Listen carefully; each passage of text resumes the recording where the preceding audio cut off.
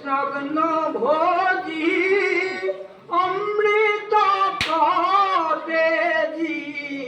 যোৰহাট নগৰৰ পশ্চিম দিশৰ পশ্চিম দিছৈ নগৰ নামঘৰত গাঁওবাসী ৰাইজৰ সহযোগত অবিৰত ভাগৱত পাঠ অনুষ্ঠিত হয়। দেওবাৰে সামৰণি পৰিব এই ভাগৱত পাঠ অনুষ্ঠানৰ। দেওবাৰৰ দিনা ৰাতিলৈ স্থানীয় ৰাইজৰ যুৱবৃন্দৰ দ্বাৰা মহাপুৰুষ শ্ৰীমন্ত শংকৰদেৱৰ দ্বাৰা ৰচিত মৎস্য অৱতাৰ ভাওনা প্ৰদৰ্শন কৰি ৰাইজৰ সেৱা ল'ব বুলি উদযাপন সমিতিয়ে জানিবলৈ দিয়ে।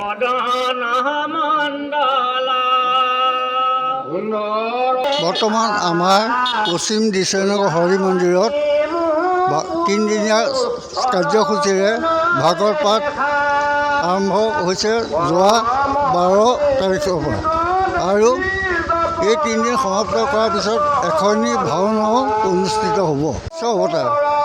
আৰু আমাৰ ৰাইজৰ চাৰিওফালৰ ৰাইজৰ সহযোগিতাত উক্ত ভাওনাখনি তথা আমাৰ অবিৰত ভাগৱত পাঠ আয়োজনত বৰ্তমানলৈকে সকলো সুকলমে পাৰ হৈছে। এই ভাওনাখন ভাল হ'ব। আমাৰ কৰোণাৰ দিনৰ পৰা আমাৰ পশ্চিম দিছৈনগৰ নামঘৰত যি অবিৰত ভাগৱত পাঠ চলি আছে, কালিলৈ আমাৰ শেষ দিনত মৎস্য অৱতাৰ নামৰ নাটকখন অভিনয় কৰা হ'ব। তাত বাহিৰৰ য'তৰ ভাৱৰীয়া অভিনয় কৰিব।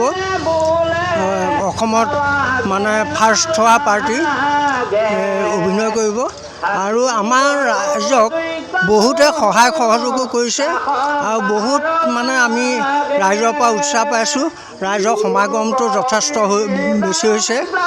আমি যিটো ভাবিছিলোঁ তাতকৈ বেছি অধিক হৈছে। আমাৰ ভাওনাখন মানে কালিলৈ আমাৰ শেষ কাৰ্যসূচী।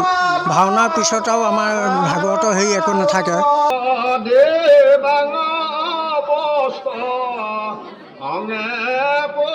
News desk report, Democratic Assam. ৰত পদ্ম ঘন ছটাইছে তো না সৰুণ পাবে ৰূপে উত্তমা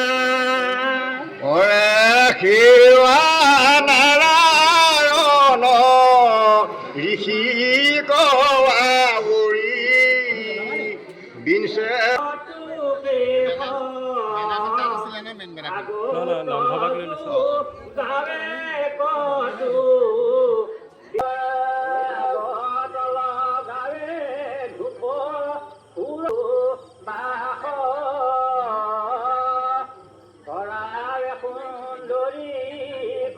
বাপু